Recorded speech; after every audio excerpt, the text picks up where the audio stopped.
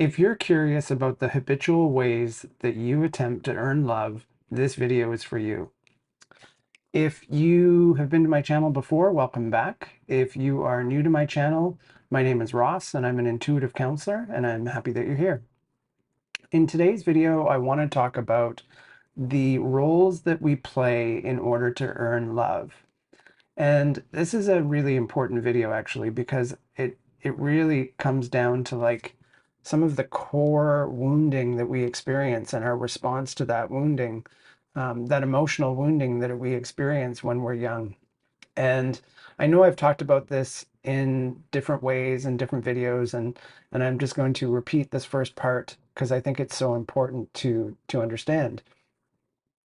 When we are young, and when we first start to engage the world, we are as close to our natural way of being as we've ever been. And that means that we are innocent, we're connected to that innocence, we have a sense of our wonder, our joy. We're so curious about the world, everything is new. And we are wanting to experience the love that we know is available, the love that we know because we felt it in this young, innocent energy. We know that there's a love that is bigger than ourselves, that we have experienced. And what often happens is that in this plane of being human, we are constantly looking for that level of love. And we often don't receive it. We often don't know how to receive it. And this starts with the caregivers that we grow up with, and it also can extend out to the people that we interact with, teachers, any sort of role model that we engage with, whether it's a manager at work, and it goes on, and we start to play out this pattern, which I'm about to explain, throughout all these relationships. But the core reason we do this is that we want to receive love.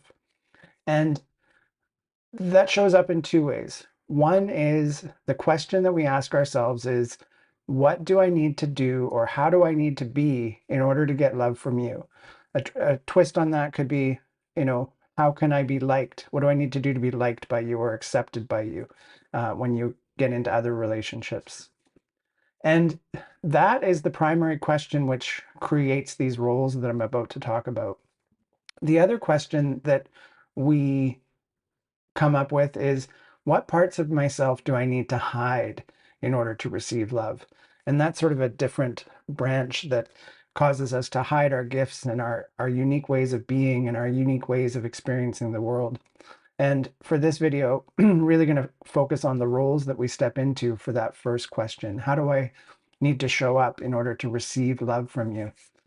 So the first role that we play is the role of caretaker or caregiver. And I think what's important to note about this is that this is looking outward in order to get our needs met.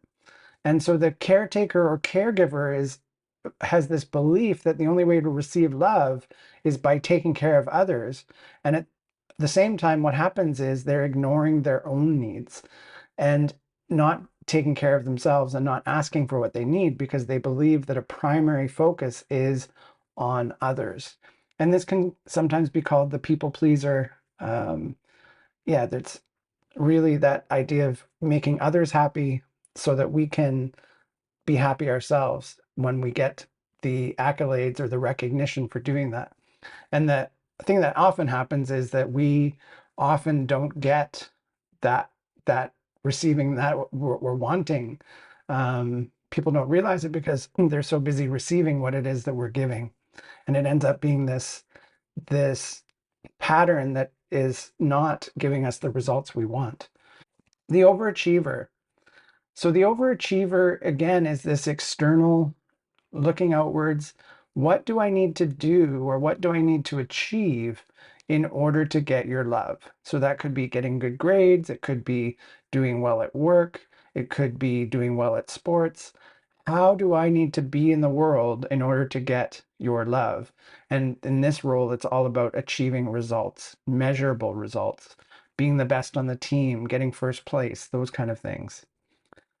The opposite of that is the underachiever. And the underachiever, their way of receiving love is to stay invisible. In other words, if I kind of don't take up space, if I don't require you to give me any energy, then that's how I'll be loved. In other words, I'll just be invisible. I'll be passive. I won't take up space. I won't add to your burdens that you're already facing. And so this child tends to be, or this role comes from being quite invisible as a child and just sort of, staying in the background. The next role is the rescuer or protector. And this one could also be having some people-pleasing energy. But the rescuer and protector is really believing that the only way to receive love is by focusing on others and helping them to solve their problems. In other words, this is if I help you, and this can often show up in a way, I know that in my life, this showed up as there was a lot of conflict outside of myself in my home growing up. And if I could be the rescuer and solve that problem and bring that conflict to a close, then my energy wouldn't have to be in the energy of that conflict anymore. So it's like this way of trying to passively, not so much passively, but sort of circumventing everything so that I can get my needs met. But ultimately our needs don't get met because of the energies going on with our caregivers. They're distracted anyway, so they're not going to see what we need. And this pattern continues. And that's the thing about all of these roles, is that they serve a purpose, and the attempt continues on and on and on. But often we don't get the results. We actually get another result which isn't as helpful, and we're ignoring ourselves along the way. The next role is the being the life of the party. If everybody's having fun and everybody's happy, then I can be happy and I can have fun. And so being the life of the party is making sure that everyone else's needs are taken care of, and that allows me to feel okay in a situation. Next one is the yes person. This one also relates to this people-pleasing energy. And this is the person that has no boundaries, no sense of self, and is completely focused on what do others around me need, and saying yes. In other words, they cannot say no, because if they say no, they feel like connection is going to be broken, and love is not going to be available. So this person believes that by being selfless and taking care of others, that they will get love. And the last role is the role of the hero. So the hero is the one who steps in and solves problems and saves the day. And probably there's a little element of also like looking up to those who would be perceived as a hero as well. But the idea is that they're the ones that take care of everything. They've got it. It's like, if there's a problem, don't worry, I'll jump in and fix it. And often, their own life looks very different because they're giving so much of this energy to saving others. So the interesting thing about all of these roles is that they don't necessarily give us the fullness of love that we're actually looking for.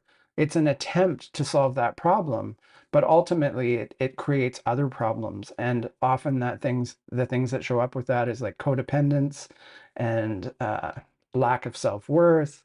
There's often, because a lot of the energy behind this is this belief that I'm going to do something for you and you're going to return something to me. And when that energy doesn't get returned, then there's an underlying energy of, can't think of the word right now, but it's like we're still angry. We have this anger, this underlying anger, this unconscious anger towards the person for not reciprocating and not meeting our needs.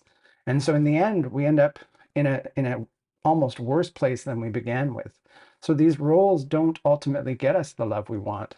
And that's the other side of this, which is that we need to take all of that energy and turn it towards ourselves.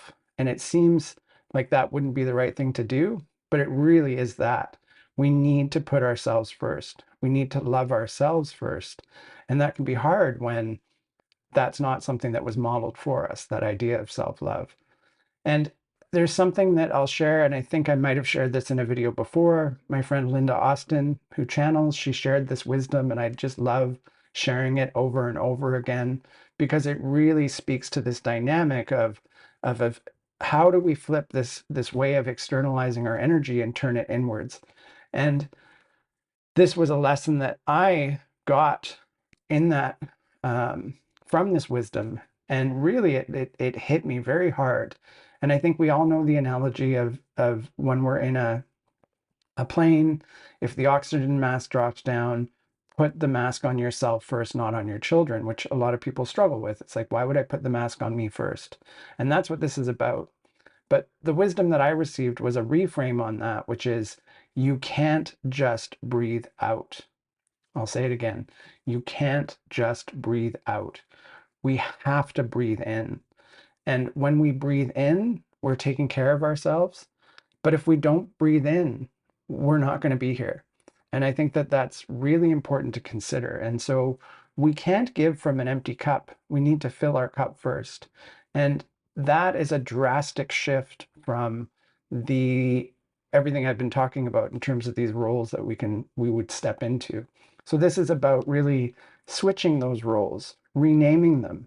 And really it all comes back to one role, which is taking care of yourself first and putting yourself first. And I'm pretty sure that I've done some different videos on that, and I will put links to those videos in the video, into this video.